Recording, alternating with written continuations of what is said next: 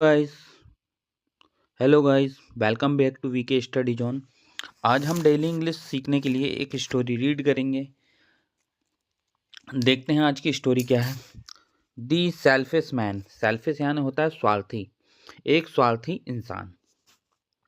A man and his wife lived with their son and the old father. A man यानी एक आदमी, his wife उसकी पत्नी, lived with their son and the old father एक आदमी और उसकी पत्नी अपने बेटे और बूढ़े पिता के साथ रहते थे। वन डे एक दिन, दी मैन्स वाइफ सेड उस आदमी की पत्नी ने उससे कहा, सेड यानी होता है कहा, टू हिम यानी किससे, उस आदमी से, your father is so old तुम्हारे पिता बहुत बूढ़े हो गए हैं, ओल्ड यानी बूढ़ा, how long will you have to take care of him. Long यानी होता है लंबा, लंबे समय, टेक केयर यानी होता है देखभाल करना, उनकी केयरिंग करना। हिम कब तक तुम उनकी देखभाल करोगे। Live him at the old age home now. Live यानी होता है छोड़ना, हिम यानी होता है उन्हें, ओल्ड एज होम यानी होता है वृद्धाश्रम, तुम उन्हें वृद्धाश्रम में छोड़ दो। They will look after him और वह उनकी देखभाल करेंगे। नेक्स्ट मॉर्निंग अगली सुबह,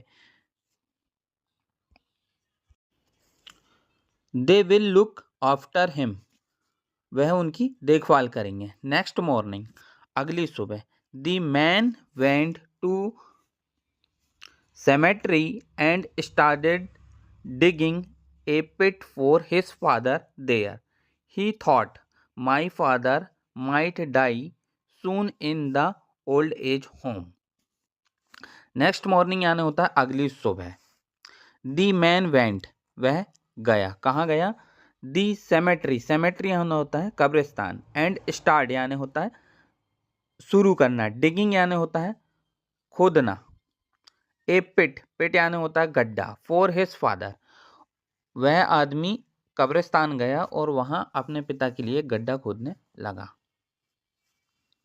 ही थॉट यानी होता है सोचना, उसने सोचा, my father might die soon, might यानी होता है हो सकता है, डाई यानी होता है मरना, सून यानी लंबे समय, थोड़े समय के बाद, in the old age home, old age यानी होता है वृद्धाश्रम, उसने सोचा मेरे पिता वृद्धाश्रम में जल्द ही मर सकते हैं।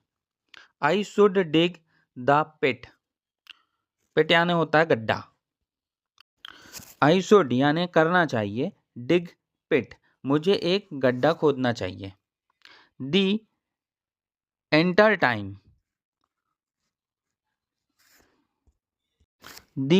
टाइम यानी जाते समय, the man son was watching him पूरे समय में उस आदमी का बेटा उसे देख रहा था। ही आस्क्ड हिज फादर उसने अपने पापा से कहा या फादर से कहा, आस्क्ड यानी होता है पूछना, उसने फादर से पूछा, what are you doing father आप क्या कर रहे हैं। दी मैन रिप्लाइड उस आदमी ने जवाब दिया, son we can't take care of your grandfather any more. Take care यानी होता है डोंट टेक केयर यानी होता है अपनी देखभाल ना करना। उस आदमी ने जवाब दिया कि बेटे अब हम तुम्हारे दादाजी की देखभाल नहीं कर सकते। So I will bury him the moment he's die in the old age home. बरी यानी होता है दफनाना, हिम मूवमेंट यानी इसलिए मैं उन्हें वृद्धाश्रम में छोड़ देंगे तो वह थोड़े समय बाद ही मर जाएंगे, तो मर जाएंगे तो उन्हें दफना दूंगा।